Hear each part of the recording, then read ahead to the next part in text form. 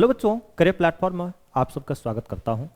आज का जो सेशन होने वाला है हमारा कोऑर्डिनेशन कंपाउंड के अंदर वर्नर्स थ्योरी पढ़ेंगे। जो भी स्टूडेंट एग्जाम देंगे, नीट हो या जेई हो या क्लास 12th का, ये काफ़ी इंपॉर्टेंट सेशन होने वाला उनके लिए। देखिए, वर्नर्स थ्योरी क्यों पढ़ना चाहिए, बर्नर्स साहब ने क्या ऐसा काम किया जिससे उसको उन्होंने नोबेल प्राइज पा लिया। तो देखिए, अल्फ्रेड वर्नर्स, इन्होंने क्या किया 1913 में 1913 में इन्होंने केमिस्ट्री में एक नोबेल प्राइज पा लिया था। ठीक है, और इनका जन्म देखते हैं फ्रांस में हुआ था। ठीक है, और ये इसकी डेथ हुई थी स्विट्जरलैंड में। यही वर्नर्स है, अल्फ्रेड नोबेल वर्नर्स। तो इनके बारे में अगर हम थोड़ा सा बताएं कि इन्होंने आखिर वर्नर्स थ्योरी क्यों दिया, यानी Werner's theory of coordination compound क्यों पढ़ते हैं। तो देखिए, इन्होंने क्या किया है कि हमारे 1898 मतलब 19th सेंचुरी की बात कर रहा हूँ। ठीक है, 1898 19th सेंचुरी हुआ।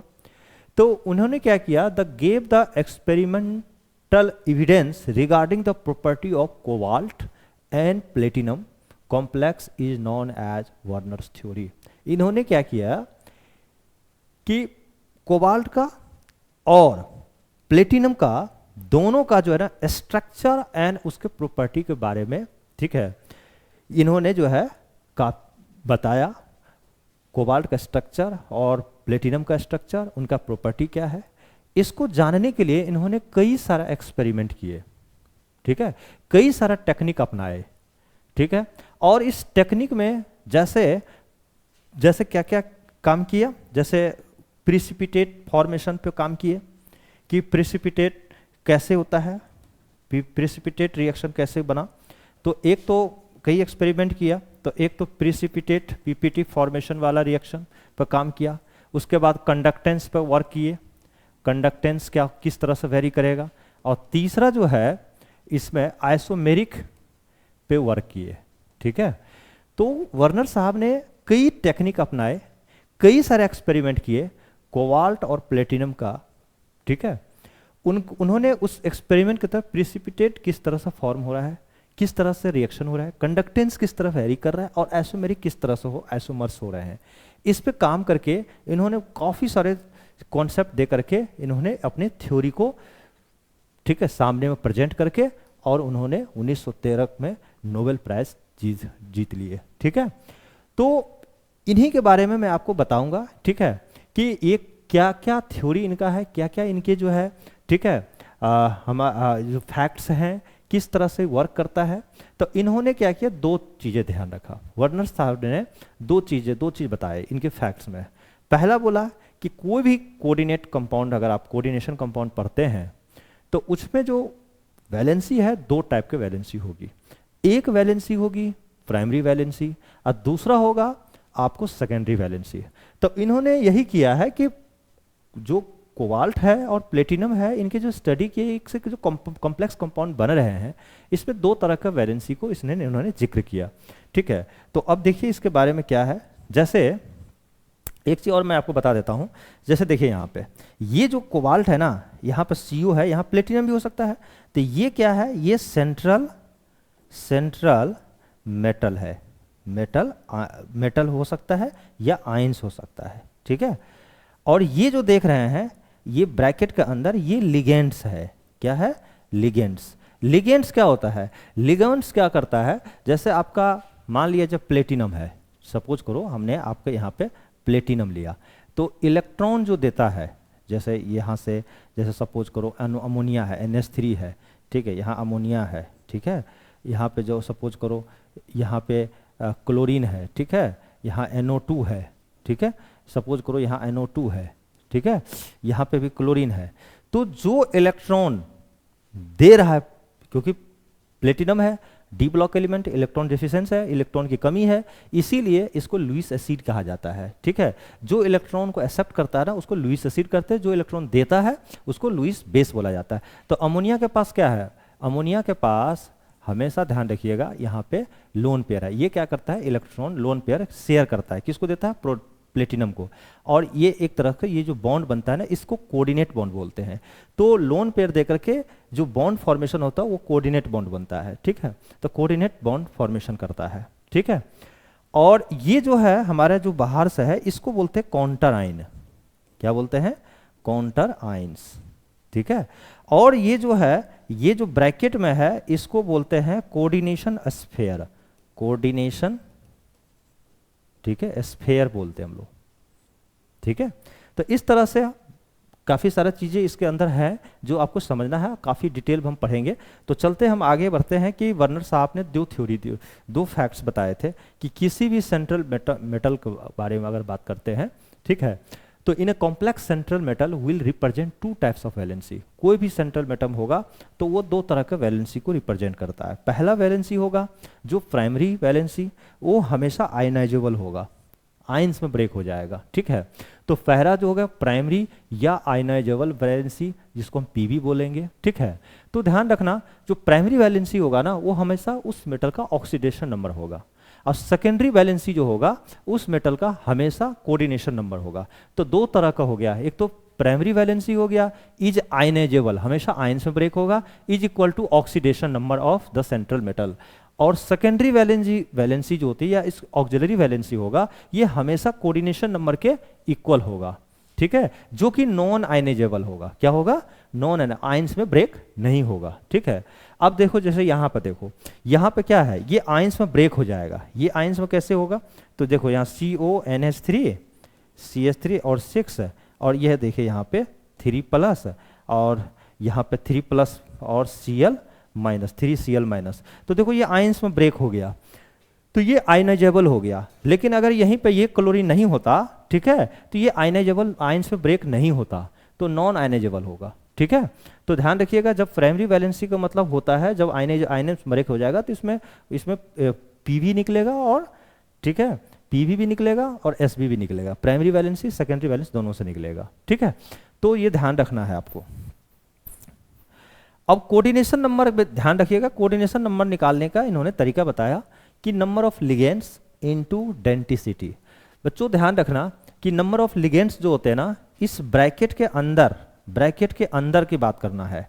मेटल आयन के साथ जितने एसोसिएट होंगे वो लिगेंड्स होंगे। कितने लिगेंड्स है? कोबाल्ट के साथ NH3 6 लिगेंड्स इससे जुड़े हुए हैं, 6 कनेक्ट है कोबाल्ट से, तो इसके जो है ना 6 लिगेंड हो गया, नंबर ऑफ लिगेंड। डेंसिटी क्या होता है? डेंसिटी जैसे अमोनिया है मान लिया जाए, तो अगर एक लोन पेयर जो है, एक लोन पेयर अगर शेयर करता है तो इसकी डेंसिटी 1 कहलाएगा। अगर 2 लोन पेयर सेलेक्ट अगर देता है किसी भी सेंट्रल एटम को तो डेंसिटी 2 होगा, ठीक है। तो 3 लोन पेयर देगा तो 3 होगा, ठीक है। तो डेंसिटी मतलब कितना लोन पेयर वो प्रोवाइड कर रहा है सेंट्रल मेटल को, उसको डेंसिटी कहलाता है, ठीक है। तो अगर हम बात करते हैं दो तरह का वैलेंसी की, अगर हम बात करें, एक तो प्राइमरी वैलेंसी और एक सेकेंडरी वैलेंसी। तो कैसे निकालेंगे प्राइमरी वैलेंसी और सेकेंडरी वैलेंसी? तो देखो बच्चों ध्यान रखना, तो सबसे पहले मैं निकालता हूँ पीवी का मतलब प्राइमरी वैलेंसी। तो प्राइमरी वैलेंसी निकालते हैं तो किसका निकालेंगे? सबसे पहले प्राइमरी वैलेंसी निकलेगा तो वो जो सेंट्रल मेटल है ना इसका, यानी डी ब्लॉक एलिमेंट जो होगा उसका, तो इसका मान लो आप X। प्राइमरी वैलेंसी का मतलब होता है हमारा ऑक्सीडेशन नंबर निकालना। तो मान लेते हैं कि let oxidation number of CO is X, हमने X मान लिया। तो अब इसके अंदर की बात करते हैं, ठीक है। तो क्या करेंगे? X लिख दिया। अब देखो अमोनिया है, NH3 है, ठीक है। तो अमोनिया का जो है ना न्यूट्रल स्टेज में ऑक्सीडेशन नंबर 0 हो जाती है, तो हम क्या करेंगे? प्लस ये क्या है? ऑक्सीडेशन नंबर 0 हो गया और इंटू 6 हो गया, तो 6, ठीक है। अब प्लस, अब देखो क्लोरीन का ऑक्सीडेशन नंबर क्या होता है? -1 होता है चार्ज, तो -1 इंटू 3। अब टोटल कंपाउंड क्या है? न्यूट्रल है, तो मैंने 0 के बराबर कर दिया, ठीक है। तो यहाँ से x + 0 -3 = 0, तो x = +3, ठीक है। तो x = 3 यानी इसका ऑक्सीडेशन स्टेट जो है, यानी ऑक्सीडेशन नंबर जो है 3 आया, जिसको हम इसका प्राइमरी वैलेंसी बोलते हैं, ठीक है। अब हम अगर बात करें, ठीक है, इसको दूसरे तरीके से भी आप कर सकते हैं, प्राइमरी वैलेंसी निकाल सकते हैं। कैसे? तो मैं बताता हूँ। देखो यहाँ पर CO है ना, तो CO को ऐसे लिख दो, CONH3, ठीक है, और यहाँ पर 6 लिख करके, और यहाँ पर देखिए यहाँ पर क्या होगा? 3+ हो जाएगा। ये आयंस में ब्रेक करेंगे तो 3+, ठीक है। इस तरह से ब्रेक होगा। तो इसका अगर आपने x मान लिया तो x plus 0 into 6 is equal to plus 3, ठीक है, तो x बराबर प्लस 3। तो इस तरह से भी आप लिख सकती हैं, यानी ये इसका ऑक्सीडेशन स्टेट प्लस 3 है। समझ में आया? अब हम बात करते हैं, तो ये हमारा प्राइमरी वैलेंसी था, ठीक है, और ये हमें ध्यान रखिएगा प्राइमरी वैलेंसी हमेशा आयनाइजेबल होता है, ये आयंस में ब्रेक हो चुका है, ठीक है। अब कोऑर्डिनेशन नंबर कैसे निकालोगे? तो कोऑर्डिनेशन नंबर का मतलब ये हो जाता है जो हमारा जो सेकेंडरी वैलेंसी जो कि नॉन आयनाइजेबल होगा, ठीक है। तो कोऑर्डिनेशन नंबर, तो अब देखो कोऑर्डिनेशन नंबर जब भी निकलेगा तो जो ब्रैकेट के अंदर होगा ना, इसको हम बोलते हैं कोऑर्डिनेशन स्फीयर। कोऑर्डिनेशन स्फीयर के अंदर जो होगा कितने लिगेंड्स जुड़े हुए हैं, तो आप देखो इसमें नंबर ऑफ लिगेंड्स कितने हैं, नंबर ऑफ लिगेंड्स 6 है, और उसकी डेंसिटी कितनी है, डेंसिटी एक बार में वो कितना इलेक्ट्रॉन देता है, लोन पेयर देता है, एक लोन पेयर देगा। भाई अमोनिया है ना, तो अमोनिया जो है एक बार में एक ही लोन पेयर देगा, ठीक है। तो डेंसिटी आपका 1 हो गया, तो 6 इंटू 1 मतलब 6, तो कोऑर्डिनेशन नंबर 6 हो गया। तो इसका मतलब हमारा सेकेंडरी वैलेंसी हो गया 6।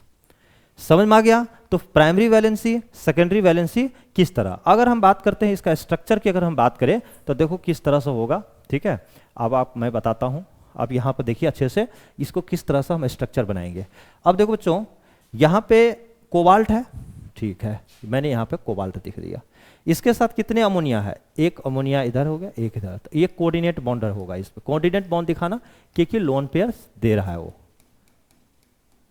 ठीक है।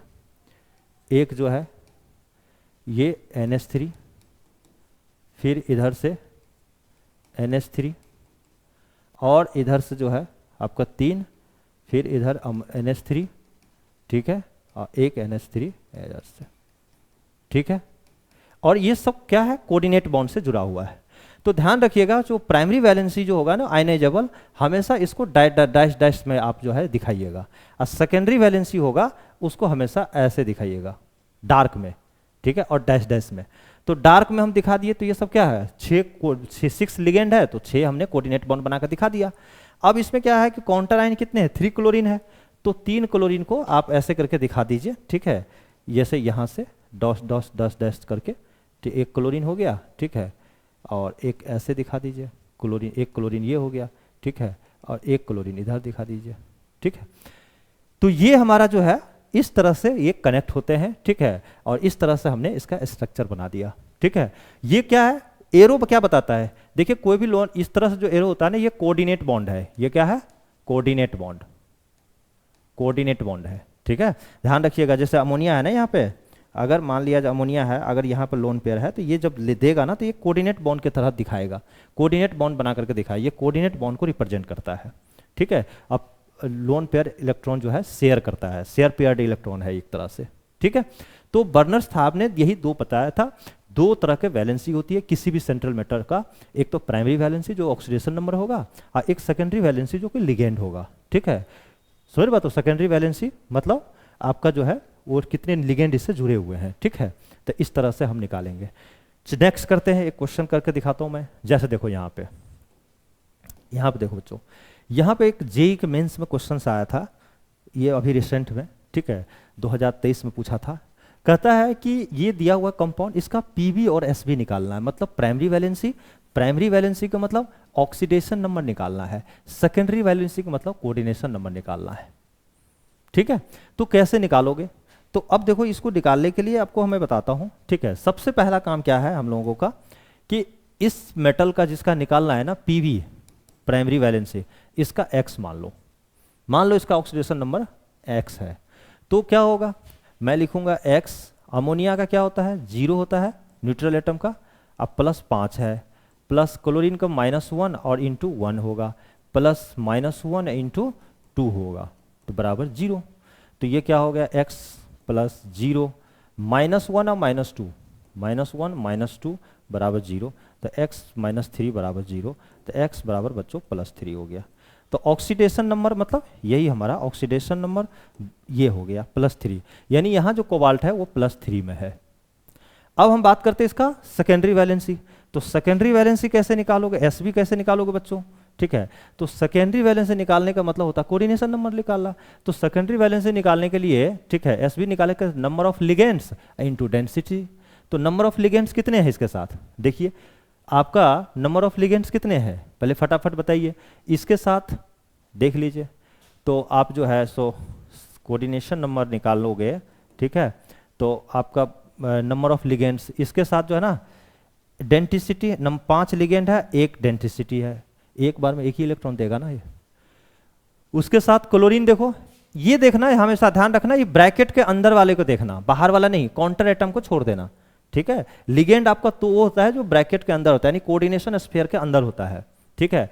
तो कोऑर्डिनेशन नंबर आपका ये हो गया, प्लस एक तो ये भी है, क्लोरीन भी है, ठीक है, एक बार में एक ही इलेक्ट्रॉन देता है, ठीक है।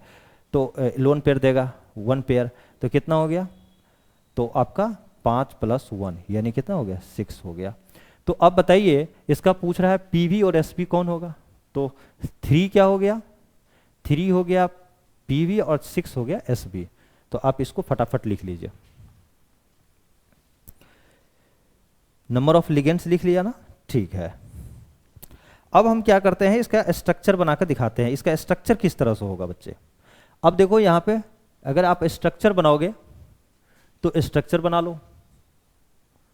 स्ट्रक्चर कैसे बनाओगे, तो देखो यहां पे मैं अगर बात करता हूं स्ट्रक्चर का, तो आप देखो यहां पे स्ट्रक्चर बनाओ, यहां पर कोबाल्ट है, ठीक है, यहां पे क्या है कोबाल्ट है। अब कोबाल्ट को क्या है, कितने अमोनिया है, 5 अमोनिया है, तो एक इधर हो गया NH3, ठीक है, एक NH3 इधर हो गया, और ये सब कोऑर्डिनेट बॉन्ड से दिखाना, एक NH3 इधर हो गया, ठीक है, और एक NH3 इधर हो गया, 4 हो गया, और एक NH3 इधर हो गया, 5 अमोनिया हो गया। अब अमोनिया हो गया लिगेंड होता है ना, जो सेकेंडरी वैलेंसी को हम लोग कोऑर्डिनेट बॉन्ड से दिखाया है डार्क लाइन से। अब बाकी जो काउंटर आइटम होते हैं ना, जो क्लोरीन जो हमसे जुड़ा हुआ है, कितने क्लोरीन जुड़े हुए हैं, 1 क्लोरीन जुड़े हुए हैं, तो 1 क्लोरीन जो है आप जो है एक इधर से दिखा दीजिए, 1 क्लोरीन ये हो गया, ठीक है, और 1 क्लोरीन जो है इधर से दिखा दीजिए, और 1 क्लोरीन इधर से दिखा दीजिए। तो ये डॉटेड में हम दिखा दिए, ठीक है। तो इस तरह से इसका स्ट्रक्चर होगा, ठीक है। तो प्राइमरी वैलेंसी सेकेंडरी वैलेंसी निकालना कितना इजी है, काफी इजी है ना, तो इस तरह से आप निकाल सकते हैं, ठीक है। चलिए नेक्स्ट, इसको लिख लीजिए फटाफट बच्चों। अब जो वर्नर साहब ने जो एक्सपेरिमेंट किया था, कौन सा एक्सपेरिमेंट, सबसे पहला 3 चीज पे एक्सपेरिमेंट किया था, पहला 3 तरह का। पहला तो देखा गया था प्रेसिपिटेट पीपीटी फॉर्म कैसे होता है, दूसरा देखा था कंडक्टिविटी किस तरह से वेरी करता है, और थर्ड जो था वो आइसोमर्स कैसे होता है, ठीक है। मतलब उसमें जो देखिएगा आइसोमर्स का मतलब एक ही जैसा आयंस वो डेवलप होगा, ठीक है। तो सबसे पहला रिएक्शन विथ एक्सेस AgNO3 के साथ, जो कोई भी कॉम्प्लेक्स कंपाउंड होगा, प्लेटिनम का होगा या कोबाल्ट का होगा, तो AgNO3 के साथ सिल्वर नाइट्रेट के साथ, जब एक्सेस सिल्वर नाइट्रेट के साथ अगर हम रिएक्शन कराएंगे तो किस तरह से होता है। तो देखिए मान लिया जाए इसके अंदर कोई भी कॉम्प्लेक्स कंपाउंड है, ये क्या है, कोई भी कॉम्प्लेक्स कंपाउंड है, ये मान लिया जाए कॉम्प्लेक्स कंपाउंड है, और किसका है, तो ये कॉम्प्लेक्स कंपाउंड या तो कोबाल्ट का होगा और या तो प्लेटिनम का होगा, ठीक है। तो देखना इस जो कोऑर्डिनेशन स्फीयर है, ये स्फीयर के बाहर जितनी क्लोरीन होगी उतनी ही मोल AgCl प्रेसिपिटेट होगा। जब भी कॉम्प्लेक्स कंपाउंड को एक्सेस AgNO3 के साथ रिएक्शन कराएंगे तो जितनी मोल इस स्फीयर के बाहर, मतलब एक तरह का काउंटर आयन, जितनी मोल काउंटर आयन्स होंगे, ठीक है, उतनी ही मोल आपका जो है यहां पे AgCl प्रेसिपिटेट होगा। ये इन्होंने बताया, ठीक है। इसका मतलब यहां पे अगर हम एक एग्जाम्पल यहां पे दिया हुआ है, इस एग्जाम्पल को बात करें तो यहां पे आप देखिए कि CONH3 5Cl बाहर में कितने मोल, कितने हैं, 2 क्लोरीन है। यहां पर देख रहे हैं जितना X, जितना यहां पर लगा हुआ है मॉलिक्यूल्स, X लगा हुआ कोफिशिएंट, तो उतना ही कोफिशिएंट यहां पे आया। जैसे Cl2 होता तो 2 मोल होता, 3 होता यहाँ तो 3 मोल होता। यहां पर देखिए इस कॉम्प्लेक्स कंपाउंड को भूल जाइए, ये AgCl हमारा कितना मोल प्रेसिपिटेट होगा, जितनी मोल यहां पे लगा हुआ ना, ठीक है, जैसे Cl2 है तो 2 लगा हुआ है, तो 2 मोल ही बनेगा हमारा व्हाइट प्रेसिपिटेट जो है बनेगा। ये इन्होंने यही चीज बताया, ठीक है।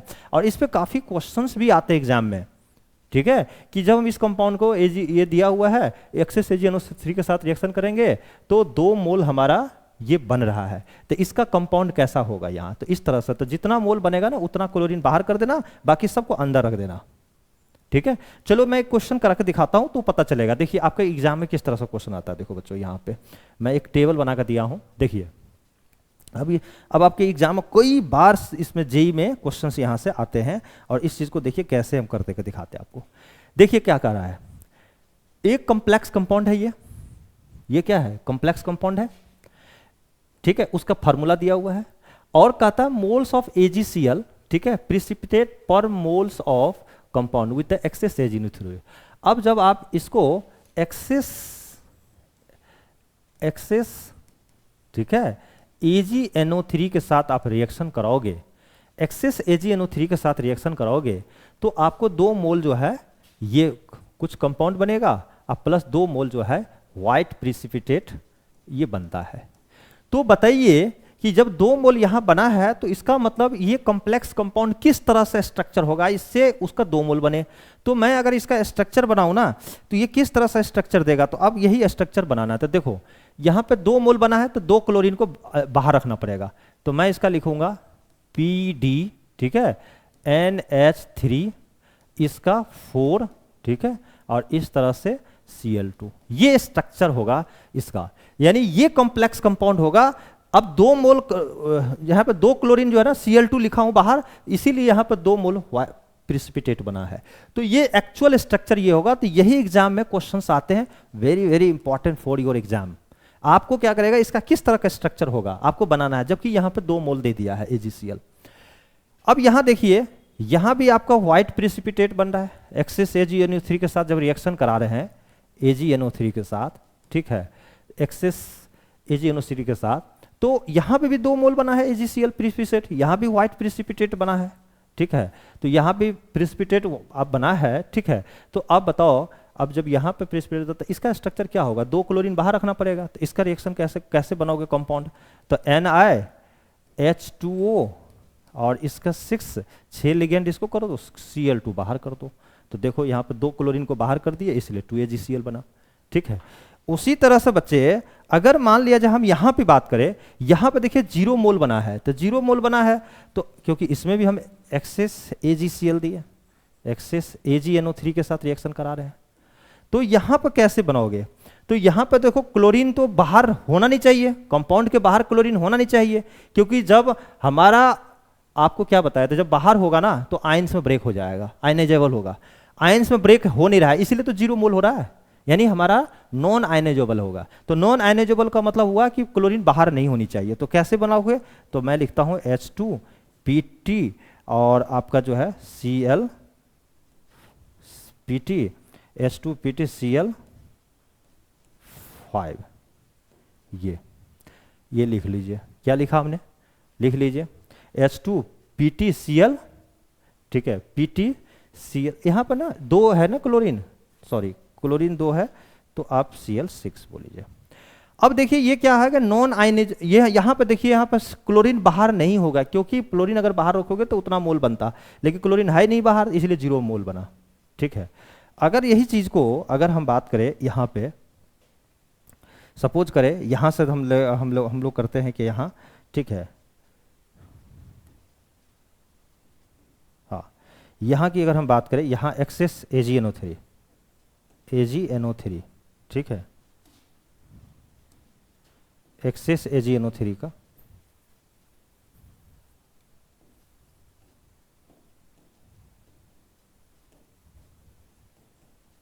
AgNO3 के साथ यहाँ भी तो 0 AgCl है, तो 0 के लिए यहाँ पे क्या करना पड़ेगा, देखिए यहाँ भी अमोनिया कितना है PT, ठीक है, और अमोनिया आपका NH3 और Cl2 इसी तरफ बनाना पड़ेगा, क्लोरीन को बाहर नहीं रखना है, क्यों, क्योंकि 0 मोल बनाना है।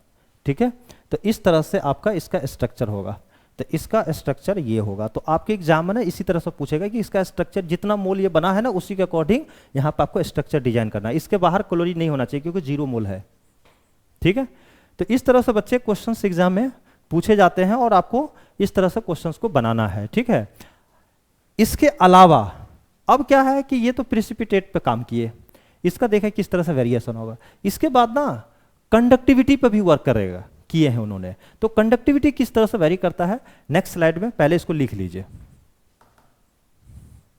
अब देखो बच्चों कंडक्टिविटी किस तरह से वेरी कर रहा है।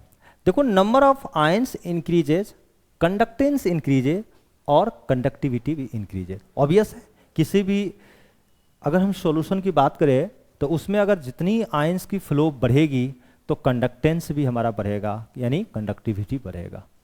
तो किस में कितना आयंस है। अब देखिए ये अगर देखा जाए तो ये आयनाइजेबल है, क्यों है कि काउंटर आयन प्रेजेंट है यहाँ पे। जब काउंटर आयन प्रेजेंट होता है ना, यानी इसको बोलते हैं हम लोग काउंटर आयन, ये जब प्रेजेंट होगा तो ये आयनाइजेबल होगा। तो जब आयनाइजेबल होगा तो ये कैसे ब्रेक होगा आयंस में, तो देखो CONH3, ठीक है, और 6, और ये जो है आयंस में ब्रेक होगा 3+ और 3Cl-। इस तरह आयंस में ब्रेक होगा। तो इनके कितने आयंस है, एक आयंस हो गया। नंबर ऑफ मोल्स, तो 1 मोल्स ये आयंस हो गया, 1 मोल इसके आयंस है, और इसके कितने मोल्स हो गए, 3 हो गए। तो 1:3, तो इसका मतलब टोटल आयंस कितने हो गए। टोटल आयंस जो होगा, अगर हम कोई पूछता है टोटल आयंस कितना हो गया, तो 1 + 3 यानी 4 आयंस हो गए। ये भी आयनाइजेबल है, क्यों कि इसके बाहर है, प्रेजेंट है हमारा, इसके काउंटर आयन प्रेजेंट है लेकिन 2 क्लोरीन प्रेजेंट है। तो ये जब आयंस में ब्रेक होगा तो ये क्या लिखेगा, ये C यहाँ भी ऐसा ही होगा, CO ClNH कितना 3 और इसका 5, और इस पे कितना आ जाएगा 2 + 4 जाएगा, ठीक है, और 2 क्लोरीन आ जाएगा माइनस। तो 1 मोल्स तो ये है और 2 मोल्स ये है, ये वाला 2 मोल्स है तो 1 मोल्स है। तो टोटल आयंस कितने हो गए 1 + 2 यानी 3 आयंस हो गया, 3 आयंस हो गया इसमें। अगर इसकी बात करें तो ये कैसे ब्रेक होगा, ये ब्रेक होगा COCl2NH3, इसका 4 और ये जो है ये प्लस में और Cl माइनस में। तो 1 मोल ये और 1 मोल ये, तो 1:1 यानी कितना हो गया 1 + 1, इसका मतलब 2 आयंस हो गया इसमें। तो अभी आपको क्या बताए हैं, नंबर ऑफ आयंस इंक्रीजेस। अगर नंबर ऑफ आयंस आपका इंक्रीज होगा तो कंडक्टेंस बढ़ेगा यानी कंडक्टिविटी बढ़ेगा। तो आपके एग्जाम में क्या पूछ रहा है कि भैया आपसे यही तो पूछ रहा है कि नंबर ऑफ आयंस बढ़ेगा तो कंडक्टेंस बढ़ेगा, कंडक्टिविटी बढ़ेगा। तो इलेक्ट्रिकल कंडक्टेंस का क्या ऑर्डर होगा, तो सबसे ज्यादा आयंस कहां है यहाँ पे, क्योंकि 1 आयंस इसके 3 आयंस ही हैं, 4 आयंस हो गए। यहाँ पे क्या हुआ 1 आयंस इसके 2, यहाँ 3 आयंस हो गए। यहाँ पे कितने हो गए, एक आयंस इसके 1 आयंस है तो 2 आयंस हो गए। नहीं, तो इसका मतलब नंबर ऑफ आयंस हमारे फर्स्ट में होता है, तो यानी इसको फर्स्ट, ये सेकेंड हो गया, थर्ड हो गया।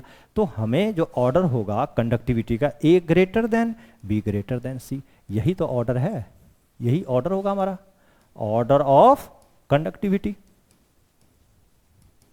कंडक्टिविटी है ना। तो बर्नर्स ने यही सारे एक्सपेरिमेंट किए, प्राइमरी वैलेंसी सेकेंडरी वैलेंसी पे वर्क किए, ठीक है। उसके साथ साथ उसका स्ट्रक्चर, प्रॉपर स्ट्रक्चर कैसा होगा, उसका प्रॉपर्टी क्या होगा, ठीक है, और उसका प्रॉपर्टी में के अंदर उन्होंने देखा गया कि प्रिसिपिटेट फॉर्मेशन किस तरह से होता है, कंडक्टिविटी किस तरह से वेरी करता है, और उसका आइसोमर्स किस तरह से वेरी करता है। आइसोमर्स के बारे में हम पूरा आगे बताएंगे, ठीक है। आइसोमर्स होते हैं लेकिन स्ट्रक्चर दोनों का अलग अलग होते हैं, इसी चैप्टर में आगे हैं, ठीक है। तो नेक्स्ट क्लास में हम फिर जो है नेक्स्ट वीडियो के साथ मिलेंगे और पूरी कॉम्प्लेक्स जो है कोऑर्डिनेशन कंपाउंड को हम प्रॉपर तरीके से पूरी स्ट्रक्चर वे में आपको हम स्टडी कराएंगे। जितने भी स्टूडेंट जेई का हो या नीट का या बोर्ड्स के पेपर देना चाहते हैं उनके लिए बहुत बेनिफिट होगा, क्योंकि सारे कॉन्सेप्ट यहाँ क्लियर होगा। कहीं से भी क्वेश्चन उठाइए, आप बनाइए, 100% आपका क्वेश्चन बनेगा। तो थैंक्स फॉर वॉचिंग, ठीक है। वीडियो जो भी मैं तो अपने तरीके से बेस्ट बनाने की कोशिश किया हूँ, जो भी कमी रहे फिर मैं नेक्स्ट वीडियो में उस चीज़ को हम पूरा करेंगे। तो देखिए करियर प्लेटफॉर्म कोचिंग सेंटर जो है हमारा न्यू दिल्ली में है। हमारे पास कई ब्रांचेज हैं दिल्ली में, जैसे आपकी कालूसराय, ग्रीन पार्क, महिपालपुर, छतरपुर, मेहरौली। जो भी स्टूडेंट को ऑफलाइन ब्रांचेज में आकर के क्लासेस वगैरह ज्वाइन करना चाहते हैं ऑफलाइन मोड में, तो इस नंबर पे आप व्हाट्सअप कीजिए और हमसे हमारे यहाँ से जुड़िए। अगर आप ऑनलाइन चाहते हैं तो ऑनलाइन से भी आप जुड़िए और ये हमारे यहाँ का क्लासेस आप ले करके अपनी तैयारी को और बूस्टअप कर सकते हैं। तो thank you, wish you all the best career platform.